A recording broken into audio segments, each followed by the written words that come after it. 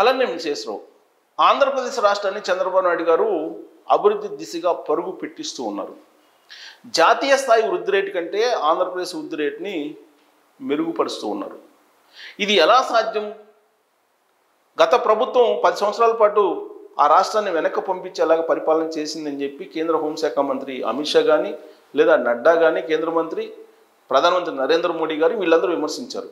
మరి చంద్రబాబు నాయుడు గారు అధికారంలోకి వచ్చినటువంటి 15 నెలలకే రాష్ట్ర అభివృద్ధిని జాతీయ స్థాయి కంటే మెరుగుపరిచేలా తీసుకెళ్ళగలిగారు. దీని మీద నేషనల్ మీడియా కూడా ఫోకస్ చేసింది. ఇది కేవలం చంద్రబాబు నాయుడు గారి గుడ్ విల్లు, చంద్రబాబు నాయుడు గారికి ఉండేటువంటి విజను, చంద్రబాబు నాయుడు గారికి ఉండేటువంటి ఇండస్ట్రియల్ పాలసీ, ఇవన్నీ కూడా కలిసి వచ్చినటువంటి అంశాలుగా ఇప్పుడు నేషనల్ మీడియాలో ఫోకస్ అవుతుంది. జాతీయ స్థాయి వృద్ధి రేటు కంటే కూడా రాష్ట్రం దాటిపోయిందని అంటే ఇప్పుడు జాతీయ మీడియా కాన్సన్ట్రేషన్ చేసింది, దానికి సంబంధించినటువంటి న్యూస్ని ఫోకస్ చేసింది. సో ఇది నేషనల్ మీడియాలో ఫోకస్ అవుతున్నటువంటి న్యూస్. ఇది AP posts 10.5 growth in Q1 beats national average. జాతీయ సగటు కంటే కూడా ఫస్ట్ క్వార్టర్లో గ్రోత్ రేట్ని పెంచగలిగాడు చంద్రబాబు నాయుడు గారు. అదే ఇప్పుడు చేస్తున్నారు. Chief minister Chandrababu Naidu has shared Andhra Pradesh economy registered A double digit growth in first quarter of 2025-26 physical సర్పాసింగ్ the national average but must aim for better growth. So దీంతో సాటిస్ఫై కావట్లేదు చంద్రబాబు నాయుడు గారు.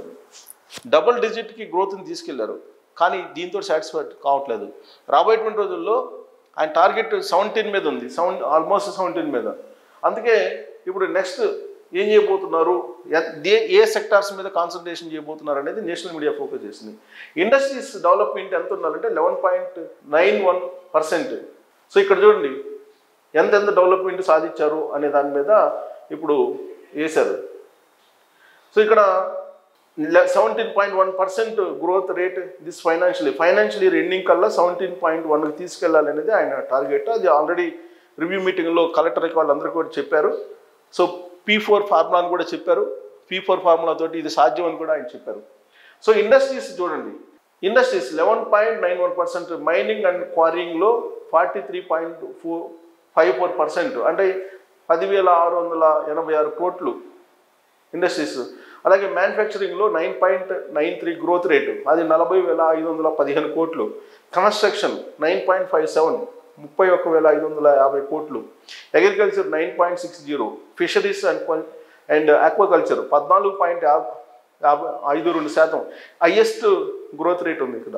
ఫిషరీస్ అండ్ ఆక్వాకల్చర్లో 14.52% ఉంది. కానీ బట్ రీసెంట్గా అమెరికా అధ్యక్షుడు ట్రంప్ తీసుకున్నటువంటి ఈ ట్యాక్స్ కారణంగా, ఈ ట్రేడ్ వార్ కారణంగా ఇక్కడ కొంత డెఫిసిట్ పడే అవకాశం ఉంది. అలాగే మీట్ ప్రొడక్షన్ 8%, సర్వీస్ 10.70%, సర్వీసెస్ యాక్చువల్గా ఆంధ్రప్రదేశ్కి 10.70% ఉండడం కూడా చాలా ఆశ్చర్యపరుస్తుంది. ఎందుకంటే సర్వీస్ సెక్టారు హైయెస్ట్ హైదరాబాద్లో ఉంది.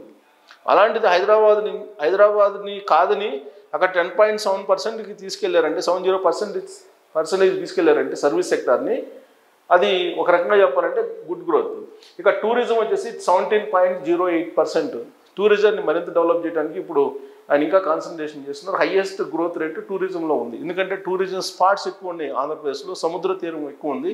దాదాపు 1000 కిలోమీటర్ల సముద్ర తీరం ఈస్ట్ కోస్ట్ ఉంది అక్కడ. సో అందుకే టూరిజం మీద ఎక్కువగా చంద్రబాబు నాయుడు గారు కాన్సన్ట్రేషన్ చేస్తున్నారు.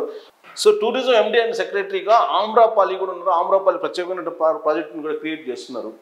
సో ఇక్కడ tourist increased 8.7 crores from 6.81 crores earlier. అంటే 6.89 కోట్లు ఉన్నటువంటి టూరిజం స్ట్రెంత్ని 8 కోట్లు చేశారు. సరిగా ఎయిర్ పాసింజర్స్ అంటే విమాన ప్రయాణికులు, ఇది ఇంటర్నేషనల్గా ఇండస్ట్రియలిస్టులు అబ్జర్వ్ చేస్తుంటారు. ఎయిర్ ట్రాన్స్పోర్ట్ ఎంత ఉందనేది ఇంక్రీజ్ టు 15 lakhs. అంతకుముందు 13 లక్షలు ఉండేది కాస్త ఇప్పుడు 15 లక్షలకి వెళ్ళిపోయింది. సో గ్రోత్ 16 లక్షలు ఆల్మోస్ట్, అంటే 3 lakhs పెరిగిందంటే గ్రోత్ కనిపిస్తుంది. ఈ గ్రోత్నే ఇంటర్నేషనల్లో ఉండేటువంటి పారిశ్రామికవేత్తలు చూస్తుంటారు, వాళ్ళు వచ్చేసి పెట్టుబడులు పెడతారు. ఇక రియల్ ఎస్టేట్, ప్రొఫెషనల్ సర్వీసెస్ 11.70 ఉంది రియల్ ఎస్టేట్. ఓవరాల్ సర్వీసెస్ వచ్చేసి 17.9792% ఉంది.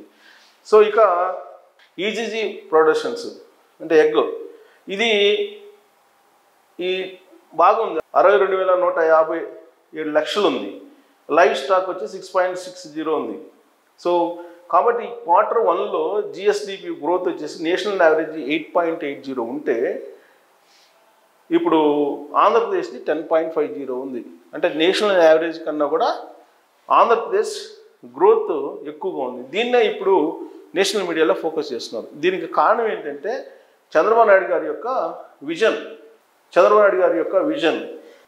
ఈ చంద్రబాబు నాయుడు గారి యొక్క విజన్ కారణంగానే ఇది సాధ్యమైంది అని చెప్పి భావిస్తున్నారు. కారణం ఏంటంటే ఆయన అధికారంలో రాగానే వెంటనే ఒక పాజిటివ్ మూడ్ తీసుకొచ్చారు. అప్పటి వరకు రాష్ట్రంలో ఇండస్ట్రీస్లు నిలవలేనటువంటి పరిస్థితి, ఉన్నటువంటి ఇండస్ట్రీస్ వెళ్ళిపోతున్నటువంటి సిచ్యువేషన్. ఉదాహరణకు మనం అమర్ రాజా బ్యాటరీస్ తీసుకోవచ్చు, అలాగే లూలు తీసుకోవచ్చు. ఇలాంటివి కంపెనీలు వెళ్ళిపోతున్నాయి ఆంధ్రప్రదేశ్ నుంచి.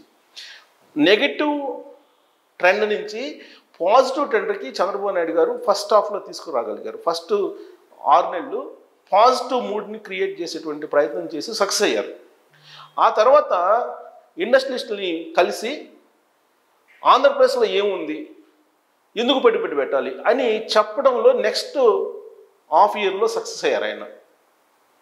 ఆ తర్వాత ఏం చేశారు, నెక్స్ట్ విజన్ తయారు చేసి విజన్ను ప్రొజెక్ట్ చేసి ఆంధ్రప్రదేశ్ యొక్క విజన్ ఎలా ఉంది, ఈ విజన్లో మీరు ఫిట్ అయితే కనుక మీరు రండి పెట్టుబడులు పెట్టండి, స్పీడ్ ఆఫ్ డూయింగ్ బిజినెస్, మీకు లాంచ్ చేసేంత వరకు కంపెనీ దగ్గరుండి అన్నీ చూస్తాము అని ఒక భరోసా కల్పించారు. కరెక్ట్గా అక్కడే సక్సెస్ అయ్యారు ఆయన. అందుకే నేషనల్ యావరేజ్ కన్నా కూడా గ్రోత్ రేటు ఆంధ్రప్రదేశ్ది ఎక్కువ ఉండడానికి కారణం అని చెప్పి నేషనల్ మీడియా ఫోకస్ చేస్తూ ఉంది.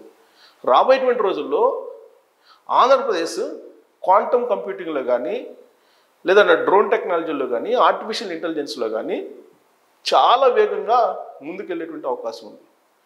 ఇది ఎందుకు చెప్పాల్సి వస్తుందనంటే, హైదరాబాద్లో హైటెక్ సిటీ నిర్మించడానికి ముందే కర్ణాటకలో ఎస్ఎం కృష్ణ అప్పట్లో ముఖ్యమంత్రిగా ఉన్నటువంటి ఆయన బెంగళూరులో ఒక రేంజ్కి తీసుకెళ్లారు సాఫ్ట్వేర్ని. దాన్ని అధిగమించి హైదరాబాద్ని ముందుంచగలిగారు చంద్రబాబు నాయుడు గారు తన విజన్ కారణంగా.